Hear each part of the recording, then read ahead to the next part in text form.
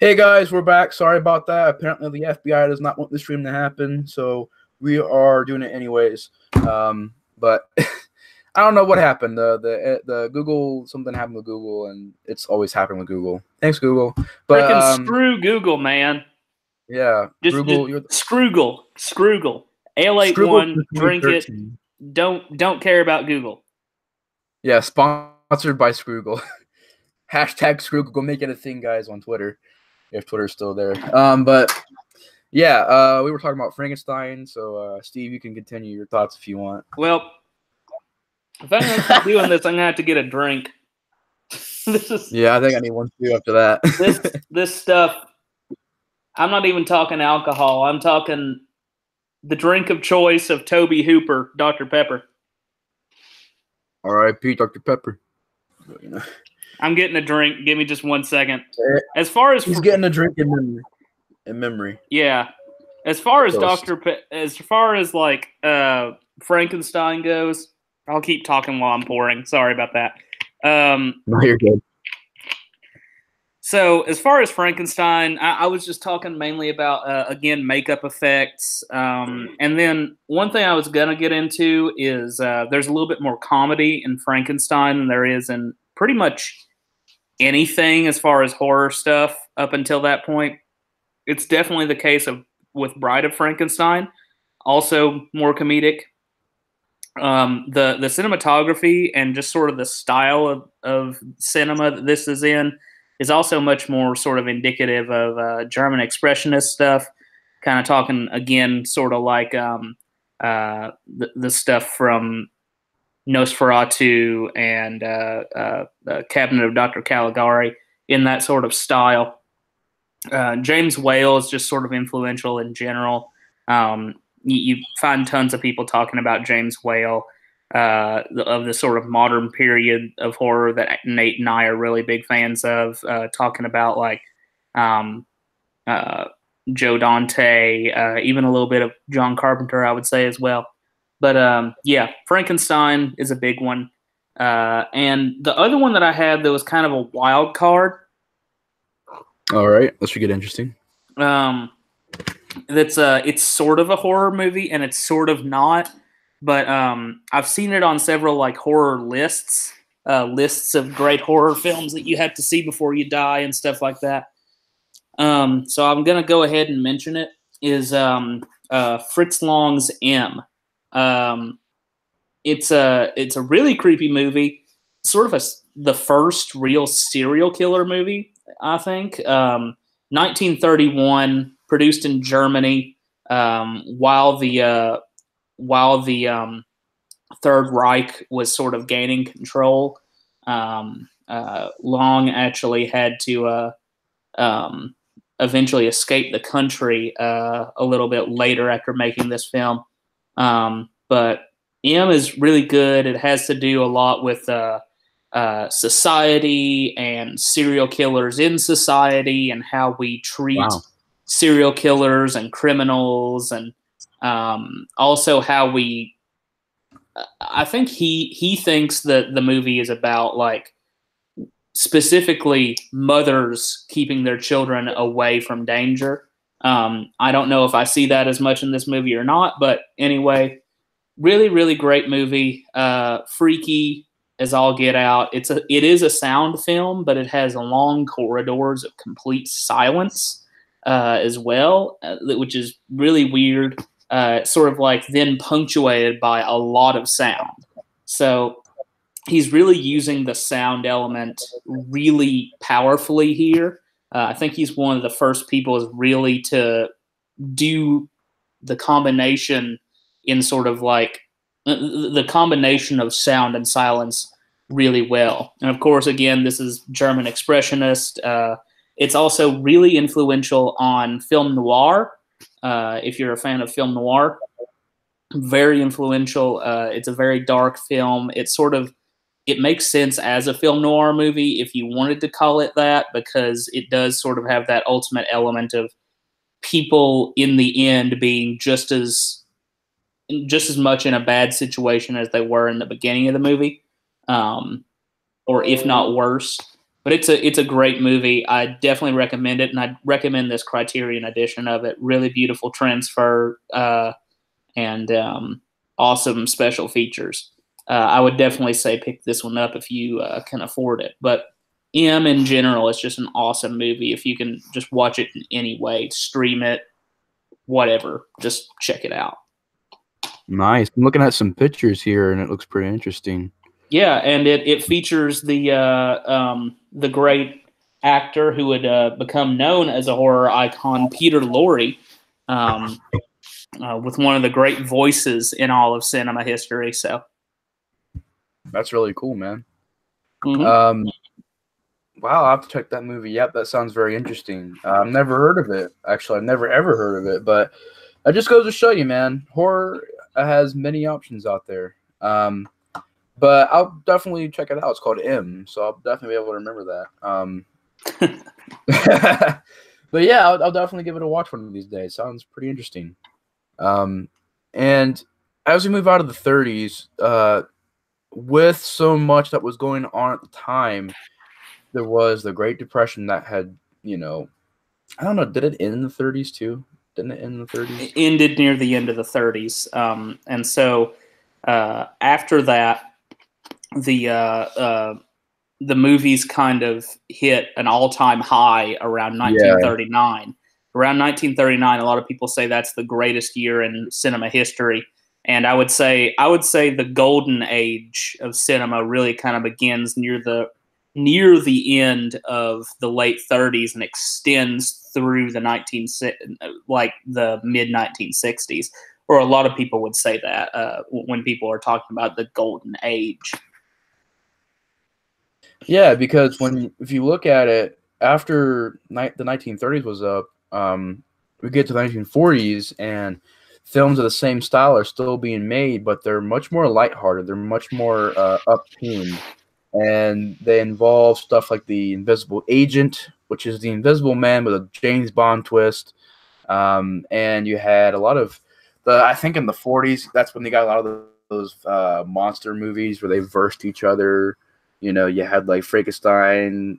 I don't know. I have to go back to it, but there's a few here. The Monster Mash movies, Frankenstein meets the Wolfman, House of Frankenstein, House of Dracula, yeah. And then there's one that I'm gonna mention as an influential movie, but I won't give the name away yet. Yeah, you have movies like I Walk with a Zombie, Frankenstein meets the Wolfman, House of Frankenstein, Abbott and Costello. Abbott and Costello meet Frankenstein, which I think that actually has Bela Lugosi in it, if I'm not mistaken. You have Isle of the Dead, Mummy's Hand, The Body Snatcher, House of Dracula. You had all kinds of movies coming out in the 40s that were kind of, lighting up what the monster movies were before. So we're going from a very dark, glooming Dracula from 1930s to one in the 40s, which is much more lighthearted, much more, not necessarily a comedy, but it's not as dark as it would be, because in the 40s it was really a time of rebuilding things and getting out of that depression that had happened in the 30s. And also, like you said, I mean, cinema was booming. It was a great time. And you had all kinds of movies that were kind of reflecting it. Now, you did have a couple movies that came out that were kind of wild cards in the 40s, like The Leopard Man, which is a very serious, dark, shadowy kind of horror film. And I don't really think there's really any more that comes to mind besides that. I don't remember, but did Black Sabbath come out in the 1940s? I can't remember if it did or not. We had the Black Cat, which I don't think, is that a different version of the Black Cat? Yeah, I mean, there's a ton of different versions of movies just called the Black Cat, all sort of kind of nebulously based around the Edgar Allan Poe story, but kind of also not. When I think about the 1940s, there's like 3 or 4 movies that really come to mind for me. One big sort of whole stretch of filmography is the Val Lewton filmography of RKO Pictures horror releases. I'm talking about stuff like Cat People. You mentioned The Leopard Man. the Body Snatcher. Body Snatcher. I can't remember the name of the full name is that of that. Invasion of the Body Snatchers? No, there's a different one. The first one is I can't remember the title of it here. I'm gonna have to look it up on IMDb real quick. So I'm guessing Son of Dracula is not even Dracula. They just use a lot of these movies use Frankenstein and Dracula in titles just to get money off of it. Oh yeah, hardcore. That's really a big thing. Then they have Phantom of the Opera remake, which is pretty big. The Mummy's Tomb. Mm-hmm. The Picture of Dorian Gray. I've never even heard of some of these movies. We got another Dr. Jekyll and Mr. Hyde. Like a decade later. Barely a decade later, actually. Oh, yeah. Revenge of the Zombies. I think I've seen Revenge of the Zombies, actually.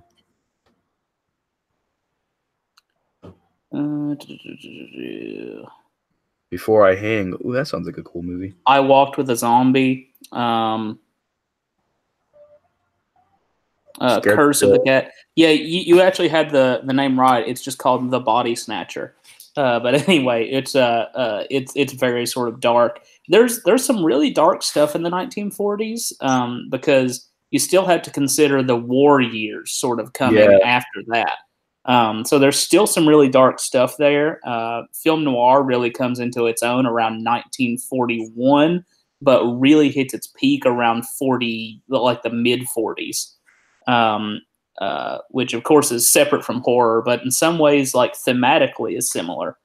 When I think about the 1940s, there's two that I really picked up here, just to mention. But I mean, there's others I could talk about. One that I'm not really going to talk too in depth about, but one of the Universal monster movies that did come out in the 40s and is at least somewhat influential is The Wolfman. The Wolfman comes out in 1944, I think. No, 1941. Yep. So you've got Lon Chaney Jr. sort of in his real big seminal horror role. He does really well in that movie. It's one of my favorite Universal monster movies because Bela Lugosi's also in there. You've got Lon Chaney Jr. in the lead. You've got Claude Rains as his dad. I love Claude Rains. But my two real big picks are starting out first. The first one here is actually another Frankenstein movie. It's Abbott and Costello Meet Frankenstein. You mentioned it earlier. Brilliant movie, hilarious, an out-and-out comedy, but also with legitimate scary bits in it. Anytime the duo of Abbott and Costello get together with sort of like mashup stuff, I generally enjoy it. Really cool stuff. You got Glenn Strange as the Frankenstein monster this time around, and he does well enough. You got Bela Lugosi back as Dracula, doing a really great Dracula performance. Maybe a little bit too much makeup because they had changed makeup artists at that point. The Wolfman, Lon Chaney, really great. You've got sort of some mad scientist stuff in there as well. I really enjoy Abbott and Costello Meet Frankenstein. It's maybe my second favorite Frankenstein movie next to Bride of Frankenstein, actually. Oh, wow. It's really, really cool. Fantastic movie. Hilarious and definitely worth many watches. I watch it probably at least once a year. So there's that one. Yeah, and as far as influence is concerned, it's just sort of the perfect blend. The first time where I think horror and comedy were really perfectly blended together. I mean, you got a lot of that in Bride of Frankenstein, but sometimes some of the comedy, even though I like Bride of Frankenstein better, admittedly, some of the comedy kind of feels jarring. It like doesn't fit in well with the horror. Sometimes it goes from something that's supposed to be legit scary to something that's just out and out funny and it kind of jars you that way. Why'd they just call it Meets Frankenstein, not Meets the Monsters? Yeah, exactly. I guess maybe the big thing is just that Frankenstein was the most popular of those monsters. I mean, I think we all often think that, you know, Dracula is the most popular, and I think maybe culturally he is, but at the same time, I don't think he had the best movies. As much as I like the first Dracula and I love Bela Lugosi as Dracula, the sequels to that movie were some of the worst that they put out, honestly. Some of the worst Universal monster movies that they put out. And generally the Frankenstein movies are at least tolerable, you know. I mean, to be honest, all the Universal monster movies are tolerable. They're all fun to watch no matter what they are. But the Frankenstein movies just have something that makes it better. I don't know. There's just something about them. Yeah, I did see a lot of films in this documentary, like I mentioned before, Nightmares in Red, White, and Blue, and it really covered a lot of films. And they even mentioned that Abbott and Costello was a great movie, so I might check it out one of these days, man. I'm like hearing constant and good things about it, and I'll definitely give it a watch because it sounds pretty fun like a fun movie to watch. My two picks are, you mentioned The Wolfman and Cat People. Only because Cat People I thought was a very interesting idea and a very interesting film. And I chose Wolfman mainly because of what you said. Pretty much, Steve, you nailed it. I really can't add any more to it, man. I mean, you were pretty much right about everything you said. I mean, we had a lot of crossover movies in the 40s. We had movies like Isle of the Dead, The Body Snatcher, House of Dracula, and a lot of interesting takes on films back in the 1940s. A lot of interesting ideas going on there. Before we leave the 1940s real quick, I do just want to bring up one more movie that I did pull out of the collection just to talk about real quick. It's the first anthology horror movie that at least the first one I've ever seen, and that's Dead of Night. From Ealing Studios. Really creepy, about like it's 5 different stories all sort of interwoven together. Really creepy stuff, mostly sort of ghost story oriented, but still darn good and definitely worth a watch. It's one that I think you need to watch every year around Halloween because it's got that real creepy atmosphere, especially a nice dark night. This one's going to freak you out. The DVD is a little tough to come by, but and it's not a very good transfer. But just to have the movie, it's great. Plus, the cover art is like freaking awesome. So it is. I was looking at that poster. That's a pretty good poster. Yeah, man. That sounds pretty interesting. What is it called again? Dead of Night. You might be able to find it on Amazon. And by the way, if you want to pick up all these Frankenstein movies together, I think you can find either the DVD edition of this or the Blu-ray edition for like $20 or less at this point. So, and this includes every movie the Frankenstein monster was in the original sort of Universal series. Frankenstein, Bride of Frankenstein, Son of Frankenstein, Ghost of Frankenstein, Frankenstein meets the Wolfman, House of Frankenstein, House of Dracula, and Abbott and Costello meet Frankenstein. If anyone wants to check out those movies, this is the way to do it. Now that's going to be a must pick up for me because I definitely want to see the Frankenstein movies. And one of these days, I'll see some of the Dracula sequels. I don't know, but I did hear a lot of bad things about them. But we go from the 1940s into what I think is one of my favorite decades in horror, and that is the 1950s. Now, this is the point to where the 50s, America started reaching this point to where, you know, and you can even say it was well before the 50s, but really, you know, industrialism and the American dream. We're talking about the staple of America started getting the American dream was starting to get established and to what it should be. And the 1950s had a lot of really good horror films that came out. You know, we're talking about films like Creature from the Black Lagoon, House on Haunted Hill, Invasion of the Body Snatchers, Tingler, Horror of Dracula, which I think is the very first Hammer film with. Isn't that the first Hammer film with Christopher Lloyd? Christopher Lee. Christopher What's his Lee. name? Christopher Lee. Christopher Lee. Yeah, it is. Christopher Lloyd from Back to the 19, Future. Sorry. I think 1958. You also have during that time the first Hammer horror Frankenstein movie in Curse of Frankenstein. Both really great movies. Yeah, and The Blob, House of Wax, The Fly, The Thing from Another World, The Mummy. You can talk about Them. And Them is a film I want to talk about because in the 50s, we started having shift from Universal monster movies to creature feature flicks.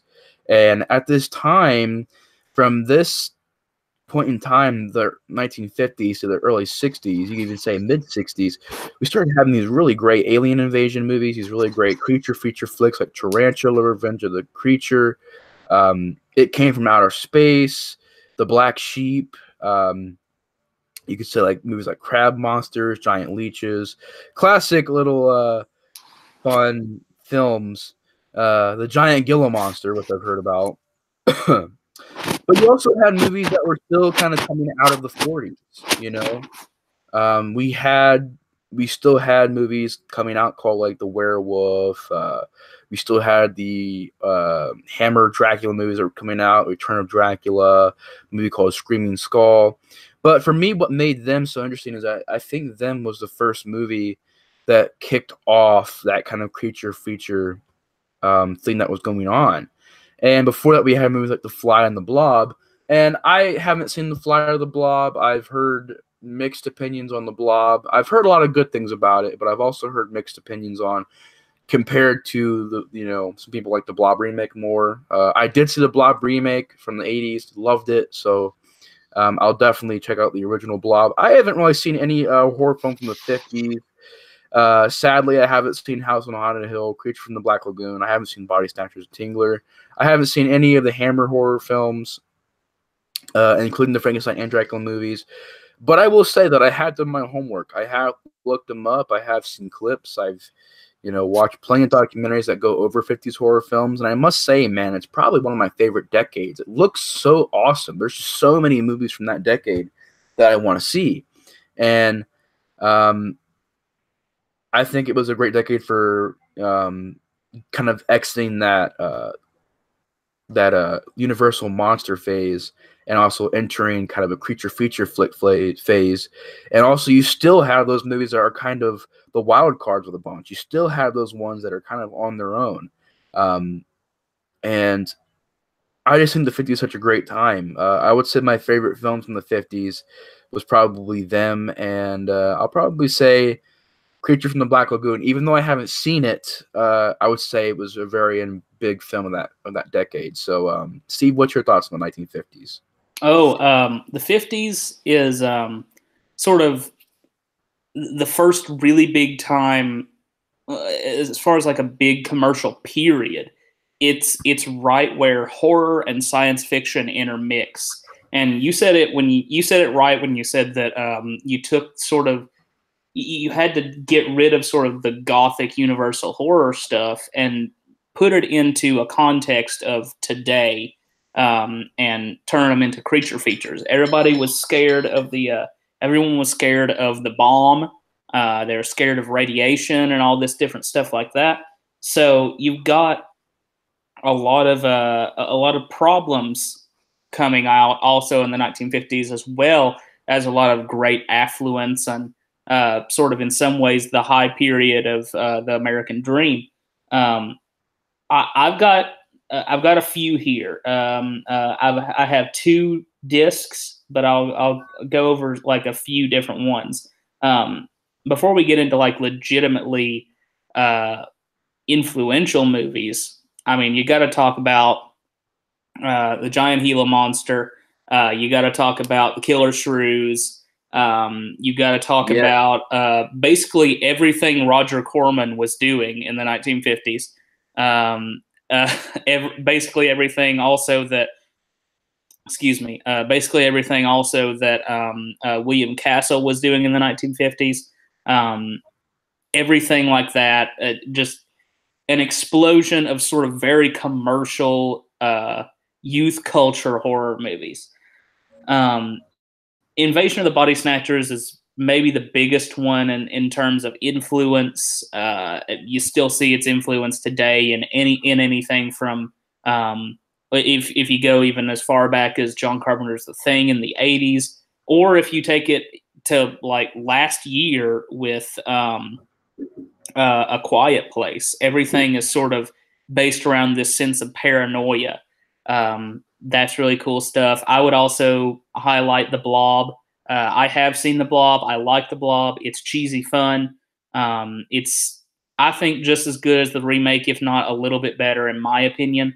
I just like Steve McQueen, and it's a really, really cool movie. But the two that I've got here are basically just because I don't own anything, a whole lot of stuff from the 50s, despite my sort of love for the period. It's so easy to find these movies on streaming, maybe even for free, because a lot of them are public domain at this point. But the two that I've got right here, one is one that you mentioned, Creature from the Black Lagoon. One of my absolute favorites from the Universal period. This is still a Universal horror movie, but this is Universal doing creature feature. And it sort of stands out as one of the best as well, I think. Really, really great special effects. The entire suit is just really cool. It might be the best monster design next to Frankenstein in all of the Universal monster stuff. There's a lot of really cool stuff in here, a lot of really cool scenes, especially when you get into the underwater scenes. That stuff's tough to film, and it's so influential on just film in general, those underwater scenes. I think this really kicks off sort of underwater horror movies as well. It has a lot to do with also sort of Nature Strikes Back movies, and just creature features in general. I don't think creature features would be the same without Creature from the Black Lagoon. Legitimately one of the great movies of the 1950s, horror or not. Really, really great movie. And then the other one that I have is kind of a shocker because it's kind of not a horror film, but kind of in some ways is. It is known in some circles only as the Alastair Sim version. Alastair Sim as Scrooge in A Christmas Carol. Oh, wow. This is maybe the best version of the Christmas Carol ever. Incredibly well acted and very influential on that story as a whole, because I think most of the great versions of the Christmas Carol kind of steal just as much from this movie as they do from the original novel by Charles Dickens. Really brilliant movie, and I can't say enough good things about it. I discovered it last year. It's going to become a Christmas tradition for me, and it has some legitimately spooky scenes because they filmed this movie like a ghost story, which is what it is ultimately. Ultimately, it's a ghost story, so why not film it like a ghost story? So, brilliant movie. I say definitely check it out if you've got the chance. This is a good edition of it. Lots of stuff from Leonard Maltin on this one, but definitely check it out. Yeah, I've heard about that movie, actually. I've seen it in a lot of places, and people have given it a lot of praise. Believe it or not, the only versions of Scrooge I've seen is the Jim Carrey version, which I thought was pretty good. And I did hear about the Bill Murray Scrooge, but I haven't seen it, shockingly enough. But it was because it was on Netflix one day, and right when I went to go watch it, they took it off. So I was like, I hate when they do that. It's so annoying. But yeah, the 1950s, even though I've seen barely any movies from 1950s. I'll be honest with you, man. I've seen more from the 30s and 40s than I have of the 50s. But to me, the 50s just looks like such a great time to be a film buff, to be alive in that time when film was like that. And you still had stuff being in, like when the Tingler came out, dude, they had, I don't know if you know this or not, but they put these like jet engines and theater chairs, and they would tingle people with these machines. And they would have the guy running the projection. He would have to read a manual on how to do these things, and he had to read how to operate. He's like, and I heard that pretty much they said later on was that it's like an engine they would use for airplane propellers or something like that. Yeah, and I'm like thinking like, man, that would never happen today. That would never happen. And you also had 3D movies starting to pick up steam. I think in the 1950s started having a little bit of that 3D experimenting phase, and so yeah, the 50s was a very cool time to be a film buff. But we get into one of my absolute favorite decades next, and that's the one that I'm very familiar with. I love pretty much almost every movie from this decade, and that is the 1960s. Really quick before we get into this is probably going to have to be our cutting off point as far as me, and we'll continue in a part 2 sometime, just to let you know. Okay, no problem. Hey, we're cut off on a good decade, man. Oh yeah, for sure. To me, the 1960s was so interesting because there was so much happening within that one decade. You had the Vietnam War, which had began in the 1960s. You had the race riots. You have Dr. Martin Luther King Jr. giving his speech. You had all this stuff that was going on at the time of the country, and that these films started to reflect. And if you look at the 1960s, boom, right as we start the decade off, we have Psycho. And I think Psycho was, and I'm talking about, a little bit of these movies. I'll be talking about more than just 2, because there's a lot of movies in the 60s I want to talk about, but I'll make them snappy so that we can, wrap it up. But Psycho for me, boom, kicking off the decade with Psycho, I think is what really set the bar for the 1960s. Because after Psycho came out, there was always that movie that tried to do more than it. There was always that movie that tried to shock the audiences more and more and more and more. And films, and as a result of that, started becoming more violent. You started seeing more on-screen violence. It was really the first decade you started seeing blood and gore used in films. Films such as Blood Feast, which had came out, and The Wizard of Gore, which came out in the 1970s. But, those movies that were being kind of made kind of stimulated off of Psycho because of what Psycho had shown on screen. You also have a couple other movies that came out to kind of, outdo Psycho. But, Psycho was really a movie that was influential on history because it showed you how a human being can be a monster. It made to where every other film that came out before this, to where it was set in the 1800s or the 1916 or 1915. This really was like, this is 1960. This is modern day. This is realistic situation. It's a very realistic film. And when I was watching it, you could really apply this movie to nowadays. Even though it is a 60s movie, even though it's older and, you could say, well, it's black and white and it's an older film. But it really, the way that it's made, Alfred Hitchcock also came out in the 1960s. And I think that is also a very awesome thing because I'm a really big fan of Hitchcock. I think he's a great filmmaker. I heard some stories that he's not the funnest filmmaker to be with behind the scenes, but he did, from judging by his work that he had made, he made some pretty good movies.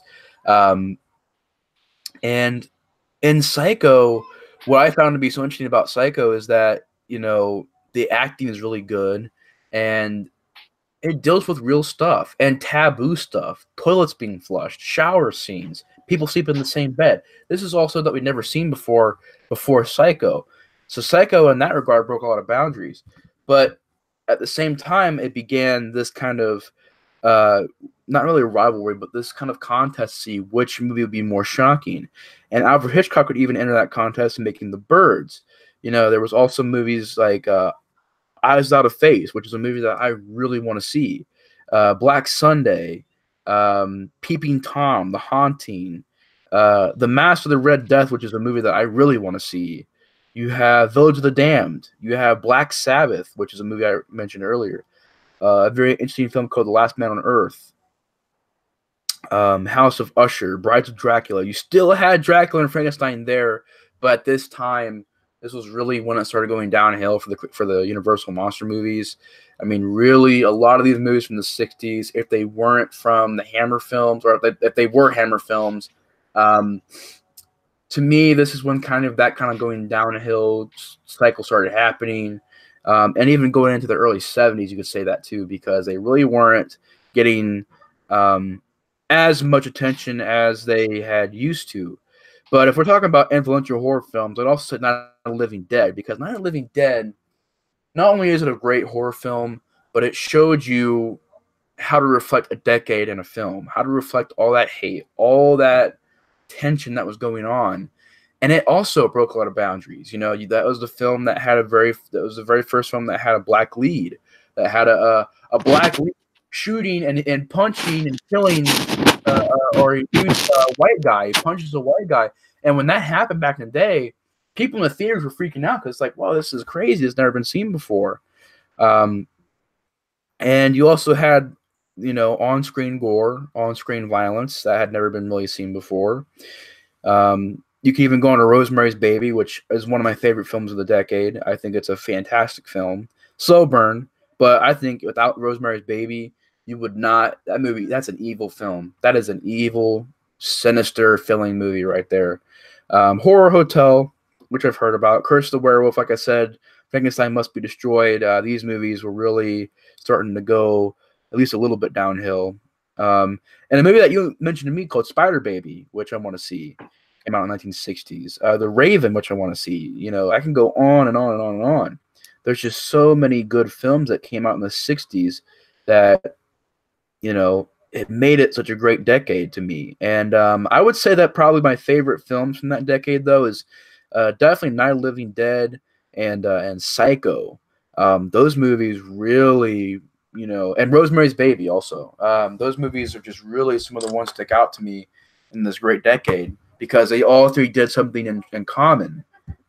They took risks, they went for it, and I commend them for that. You know, they did new things. They took cinema in a new direction, and I think that's what makes the 60s such a great time. That's when we really started seeing a pickup in steam and transition to the next decade. You know, that's when that started happening, and this thing has started with Psycho. So, Steve, what's your thoughts on the 60s, man?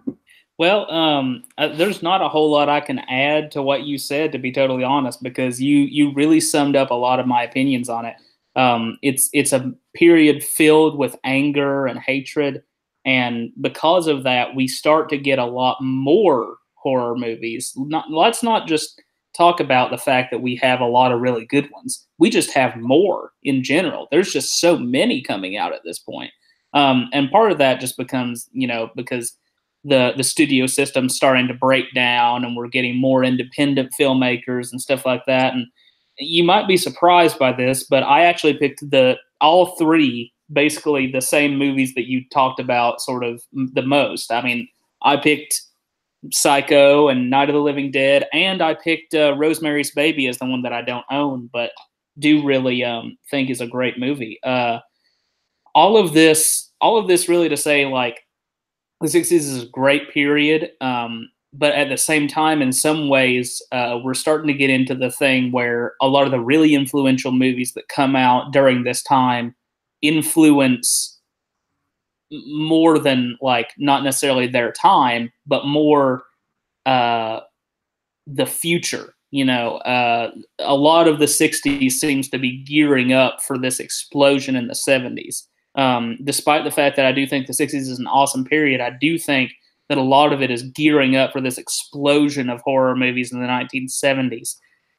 Because the 70s, as angry as the 60s were, the early 70s just explodes with hatred and anger. Yeah.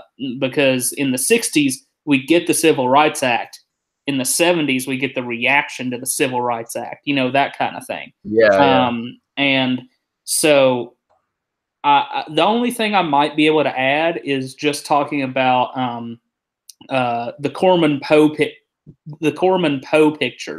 from the 1960s.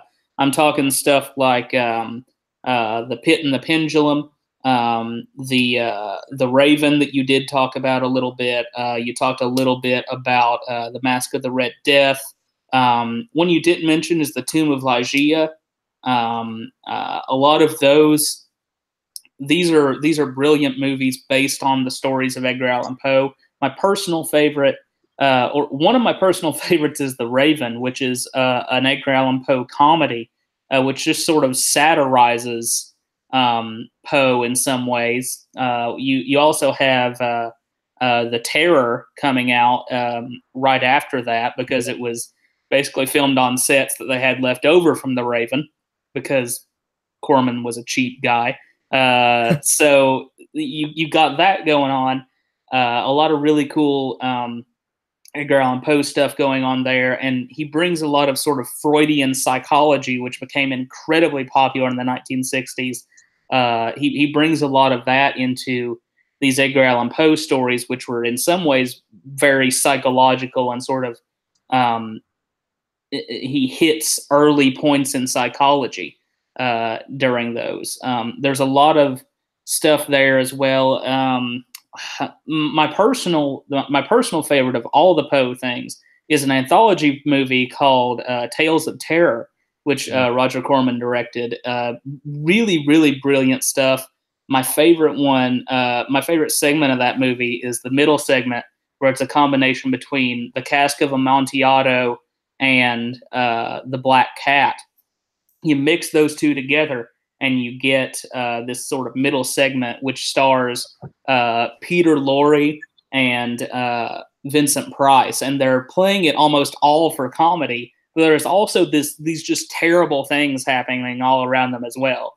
It's really great, and I would say that's one, if you want to get an idea of what Corman's Poe pictures were like, that's the one to do it. And that's pretty much all I've got to say about the 60s. Yeah, so we're going to pretty much put part 1 in this. Well, this is really part 2, so we'll do a part 3 to this. It has to be a part 3 because of what happened. But, yeah, it was great to talk with you again, Steve, and hang out with you and talk horror again. It's great to have you back on the stream. It was awesome coming back to YouTube and streaming again, too. It's been a while. So, yeah, thanks for watching, guys. Hope you guys enjoyed. Thanks again, Steve, for joining, and I really appreciate it, man. Thank you, Nate. Good to see you. Good to talk to you. Rock on, man. Rock on. And I will see you guys on the next video. Explorer 4 is out. Bye.